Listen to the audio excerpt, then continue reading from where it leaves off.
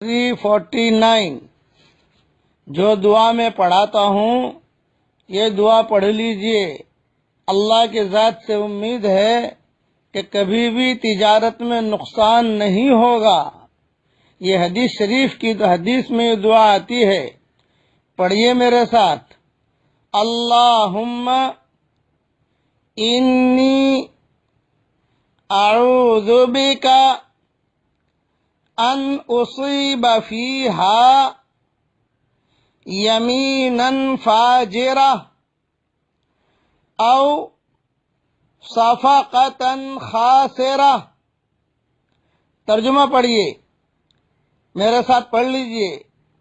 اے اللہ، کسی جھوٹی قسم یا گھاٹے کے معاملے سے میری حفاظت فرما۔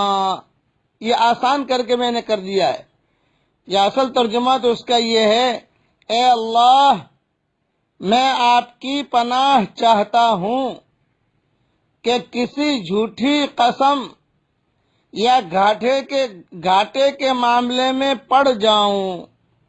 یہ حدیث فائدہ کیا ہے؟ جب بہت مال ملے تو مجھے پوچھنے آنا کیا فائدہ ہے۔ انشاءاللہ دعائیں اللہ تعالیٰ قبول کرے گا اور بہت کام اللہ تعالیٰ بنائے گا انشاءاللہ۔ تفصیل تو دیکھ لینا میری کتاب بکھرے موتی میں 3 جلد میں انشاءاللہ، لیکن یہ میری طرف سے آپ کو ہدیہ دے رہا ہوں آپ لوگوں کو، لیکن دھیان سے سنو، میسج مت کرنا۔ اور یہ ہدیہ جو دے رہا ہوں یہ کوئی حدیث میں نہیں ہے، یہ علماء کے جو صالحین ہیں ان کے تجربوں میں سے ہے۔ انشاءاللہ بہت فائدہ ہوگا، بہت فائدہ ہوگا۔ کل جمعہ ہے انشاءاللہ اور اس کے بعد بھی جمعہ آئے گا۔ بس آپ جو ہے اپنے پاس یا مجیبو کاغذ پر 101 مرتبہ لکھ کر اپنے پاس رکھ دیجئے۔ بس فائدہ کیا ہے؟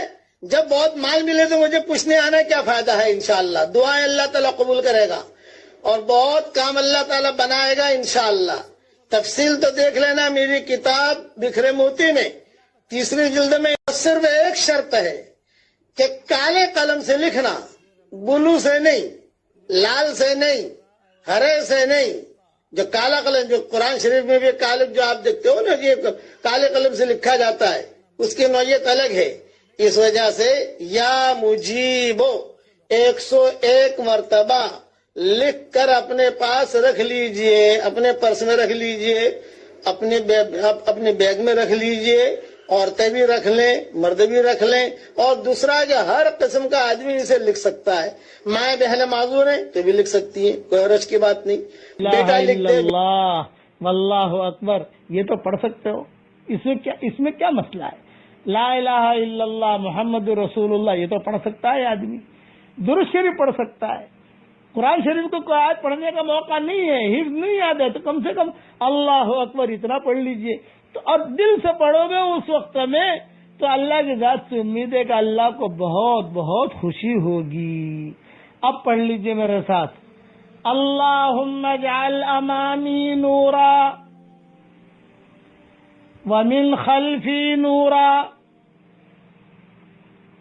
وعن یمینی نورا وعن شمالی نورا ومن فوقی نورا ومن تحتی نورا۔ یہ 25 نور والی دعا ہے۔ میں کئی روز سے کہہ رہا ہوں کہ میں اسے سیٹ کر کے بتاؤں گا انشاءاللہ، لیکن ابھی میں چونکہ سفروں کی تیاریوں میں ہوں اور سفر بھی چل رہے ہیں سمجھ لیجئے، تو میں اسے سیٹ نہیں کر سکا ہوں، تو میں انشاءاللہ وہ تو ایک ایک کر کے آپ کو پڑھواؤں گا۔ یہ دعا حضور صلی اللہ علیہ وسلم روزانہ 25 نور والی دعا روزانہ فجر کی نماز کے لیے جب نکلتے تھے ماؤں کے کمروں سے تو یہ دعا پڑھتے پڑھتے مصلی پر آتے تھے۔ علماء نے لکھا ہے کہ جب بھی نماز پڑھنے کے لیے جائیں تو یہ دعائیں پڑھتے پڑھتے جائیں۔ اور آپ کو آسان کر کے بتاتا ہوں، سارے 25 نور والی دعا آپ کو یاد نہیں ہے تو کم سے کم اتنا تو کہہ دیں کہ اے اللہ تیرے نبی نے جو 25 نور والی دعا مانگی ہے، اے اللہ تو میرے لیے بھی قبول فرما. اتنا تو کہہ سکتے ہو، اتنا میٹھا مولوی نہیں ملے گا آپ کو جو اتنا آسان کر کے سمجھا دے. اتنا تو مائیں بہنیں بھی فجر کی نماز میں جب مصلی پر کھڑی ہوں تو تھوڑا سا آگے بڑھ کر کہ اے اللہ تیرے نبی نے جو 25 نور والی دعائیں مانگی ہیں، اے اللہ تو میرے لیے بھی قبول فرما لے. جب میں یاد کراؤں تو یاد کر لینا انشاءاللہ، لیکن ابھی تو یاد کروایا نہیں ہے تو کم سے کم اتنا نماز کے لیے مسجد میں گئے تو چلتے چلتے اے اللہ تیرے نبی نے 25 نور والی دعا مانگی ہے، وہ تو ہمارے لیے قبول فرما. آمین آمین. وآخر دعوانا سے تقدیر بدل جاتی ہے. اب جو ہے کچھ نصیحت کی باتیں سنیے کہ علماء نے لکھا ہے ندامتوں کے آنسو سے اللہ تعالیٰ تقدیروں کو بدل دیتا ہے، اور تہجد کے آنسو براہ راست اللہ سے باتیں کرتے ہیں. تہجد کے آنسو براہ راست اللہ تعالیٰ سے باتیں کرتے ہیں. اس لیے تہجد میں آنسو بہائیے. نماز نہیں پڑھ سکتے، کم سے کم لیٹے لیٹے ایک آنسو بہا دیجئے. یہ آنسو ڈائریکٹ اللہ سے باتیں کرتے ہیں. علماء نے لکھا ہے مال موت تک، اولاد قبر تک، اور اعمال حشر تک ساتھ